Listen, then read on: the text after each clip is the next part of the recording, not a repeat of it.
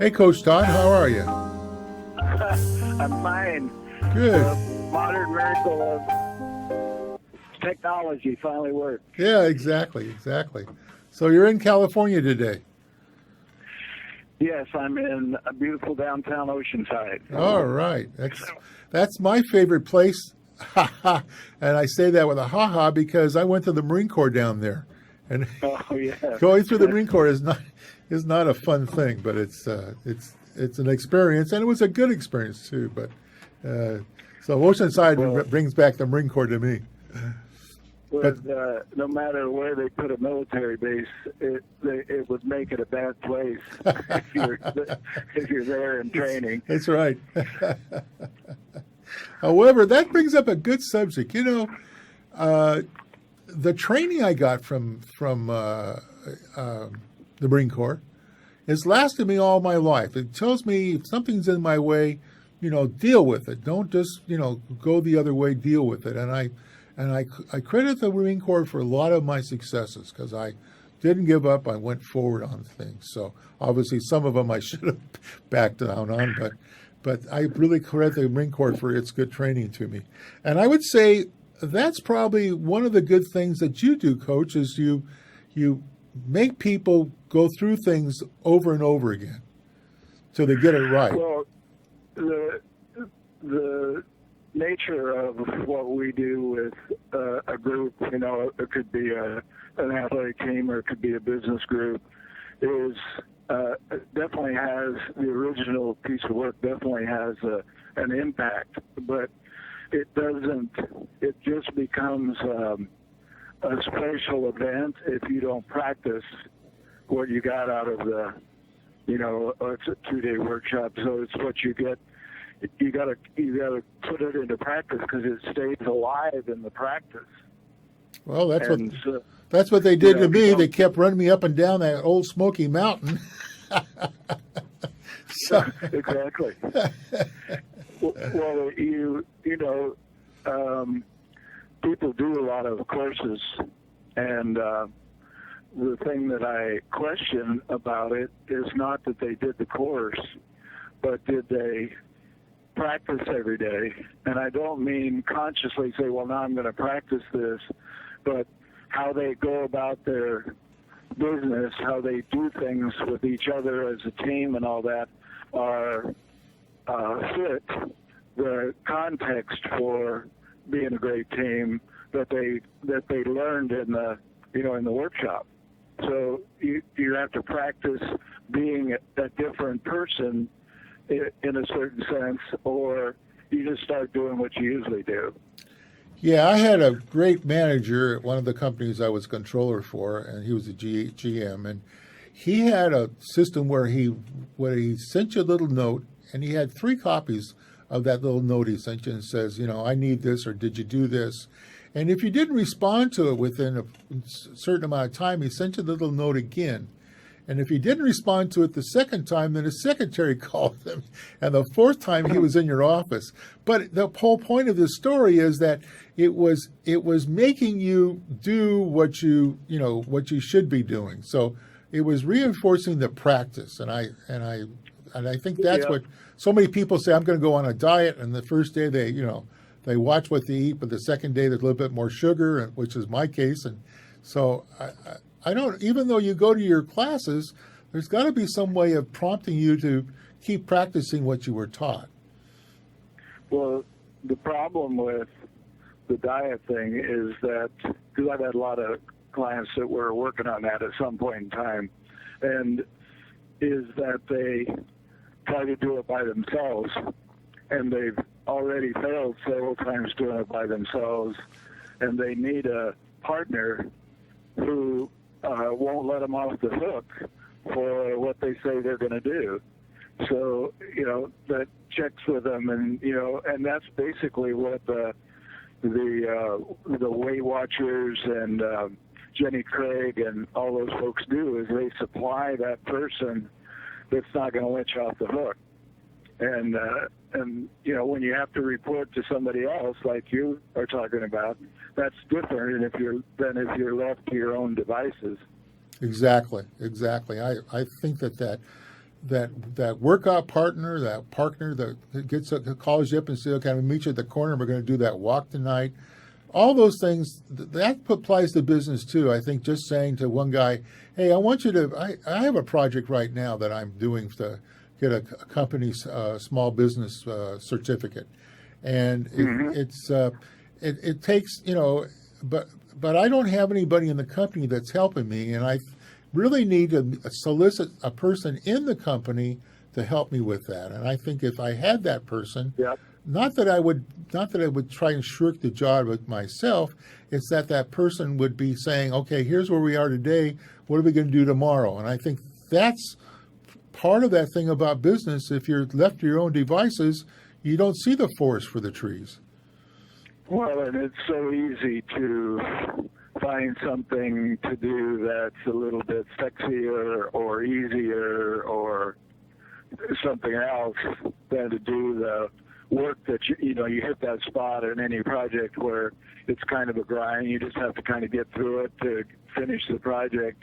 And if we don't have somebody that's there that's playing the game with us, why we let that distract us, and that's why people don't finish projects on time, is they get distracted. They're not fully engaged. So I think that's really that's so true what you just said, that they don't get on time because they get distracted. And obviously there's lots of things they have to do, on a daily basis, or they won't have a job. But those extra projects they just have to keep focusing on. So I don't know what else to say, but you need a working partner with those guys. Well, really, there's nothing that we do by ourselves anyway. We might as well identify who we want to play the game with, so that we have somebody that we can work with. That's kind of an illusion that you get as a little kid, that because you get pats on the back for being able to do stuff by yourself, like ride the bicycle, and ultimately you get a license and you can drive your car, but somebody had something to do with everything that you did that day, the first day you ever got on that bicycle. So we just don't recognize how critical that is, and most people don't have the experience of being on a team, of really being on a structured team. And so when it comes time to be a teammate, they don't have a context for how they need to participate. That's so true. I mean, I don't know what else to say. You just did about 50,000 good words of wisdom in that short thing you just talked about. So, yeah, you don't realize all the people that help you, and then when you get old, like we are, then you say, yeah, there was, if I hadn't had that person in my life, I probably wouldn't be where I am today. So, right. Well, if you ask somebody to help you with a project, my bet is 3 out of 4 are going to say yes right away. Yeah, They're much more willing to help than we give them credit for. That's right. And nobody ever asks them. So they're not going to volunteer because they don't even know that you need something. Yeah, going down to the factory floor and talking to some of the workers and saying, how's your job going? And, did you know about this? You get a world of information just by talking to the people at the bottom down there. Well, they actually know what's going on because they're in the, they have the perception of someone who's in the middle of the game. So they're not giving the cover up, huh? They kind of know how the game's going. Yeah, exactly. They may not know how to change direction or what they could add to what they're doing, and that's where the coach or supervisor or whatever, that's one of the things he can do, is give them a place to look. But they know the business, They do know and the they business, know their yeah. end of the business, and, Right. and nobody ever asks them. Yeah, you're right. Yeah, it just So, that's nobody ever asked them, so that's why they don't volunteer. So yeah, and I think that's a lot of times, and when we get into situations, and there was a fire in the plant, and or the fire in some place, and they go, well, didn't you they say, yeah, I saw that can sitting in the corner, but nobody asked me to pick it up, so it got right. yeah. So I mean, that's really nobody told me to do it, or nobody asked me about it, so I didn't do anything. And I don't. That's where you need to take which is what you do. You go to the top and you say to the people, get everybody involved. I think that's really Right. one of your messages.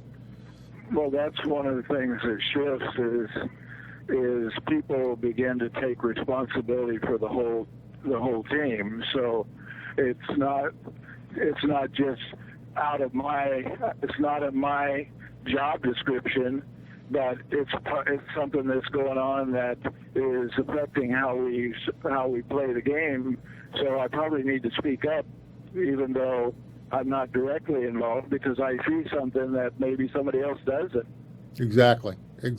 Yeah.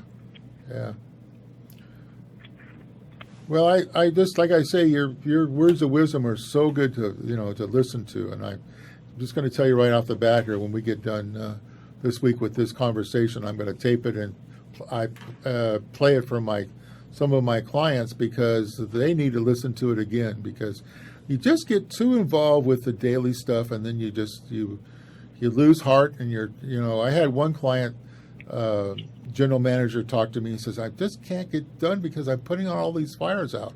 Well, those fires shouldn't have started in the first place, so fix the fires.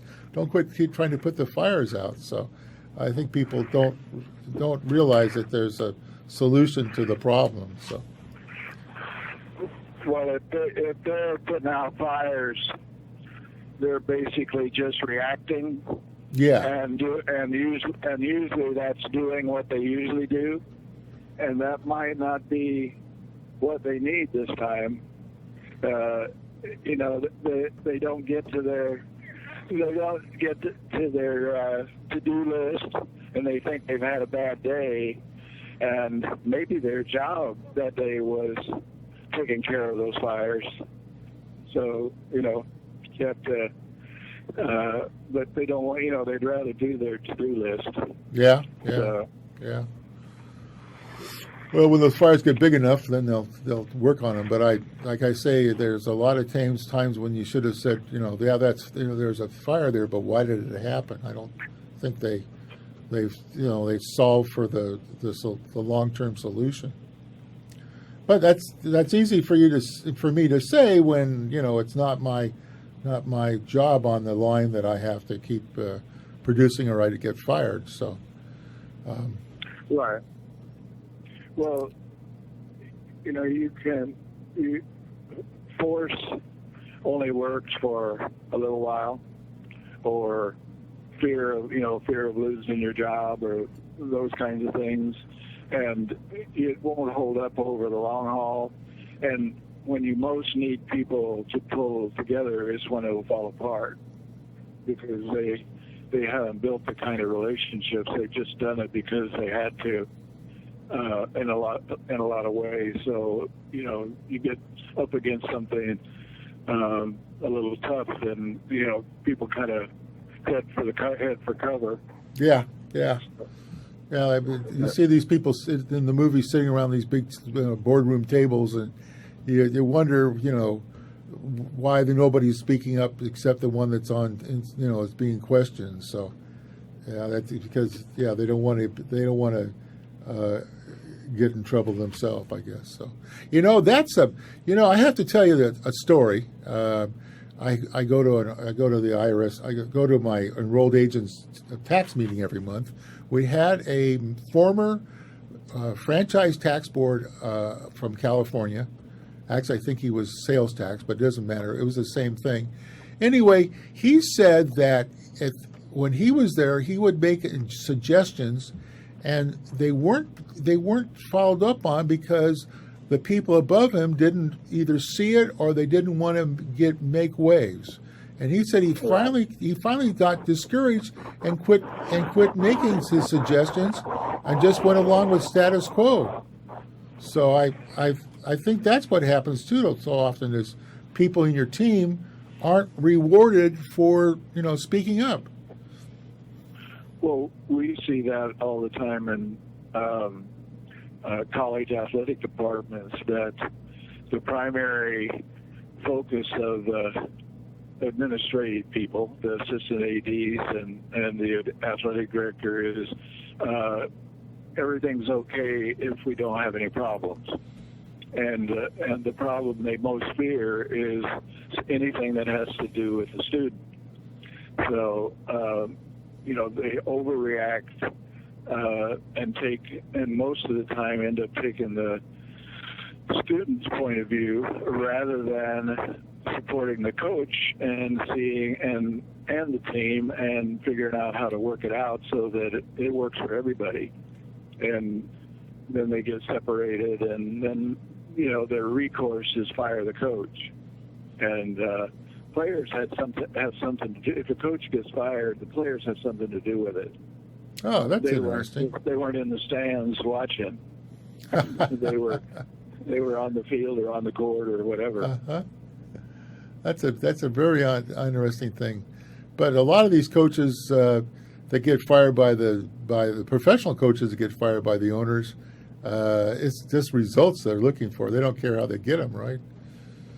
Right. Well, and the problem with the owner at the professional level is he's the owner, but he's almost a fan first. That's what got him interested in the first place. Yeah. He reacts like fans do, and of course the source of fan is fanatic.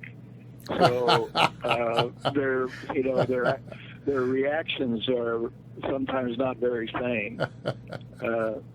And when you have an owner, you look at the franchises that have an owner that doesn't mess with the people he's hired to run the show, they consistently are the most successful year in and year out. Doesn't mean they always win a championship, but they're always a contender because they have a stable front office.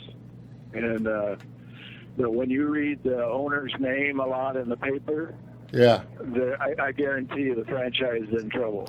Well, the one that came to her Los Angeles was the guy that owned the Dodgers. I mean, and now we got another one with Donald Sterling. So, well, he's a classic.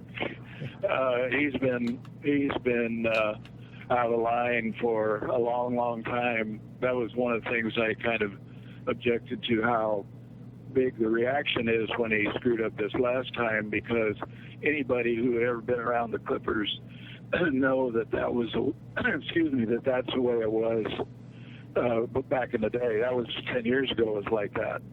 So he just finally got called on it. Yeah, he finally got called on it. That's exactly right. And his reaction have been senile. It's just to use a polite word. Yeah, well, he bought the team.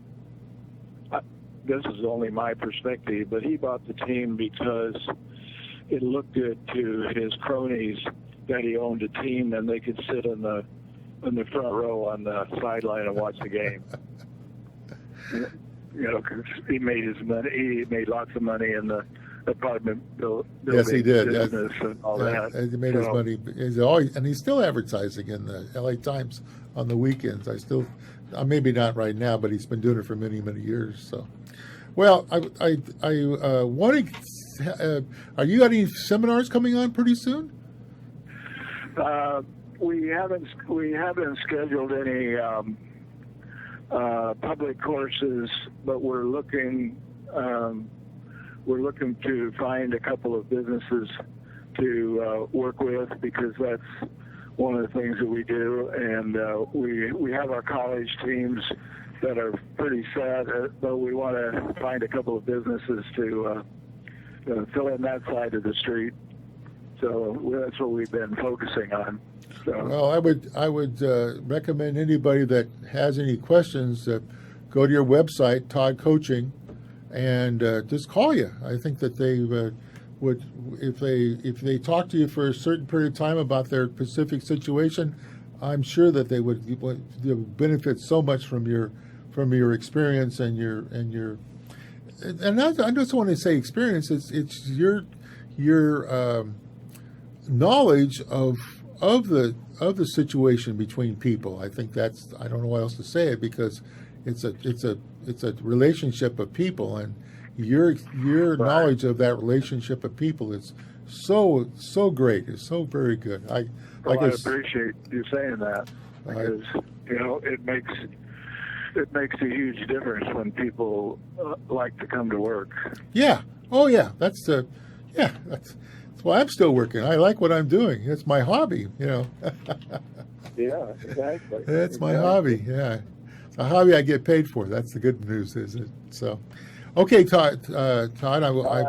I appreciate your calling, and we'll talk later, because there's some more subjects I want to cover later on with you. So, again, this is Coach Todd at Todd Coaching.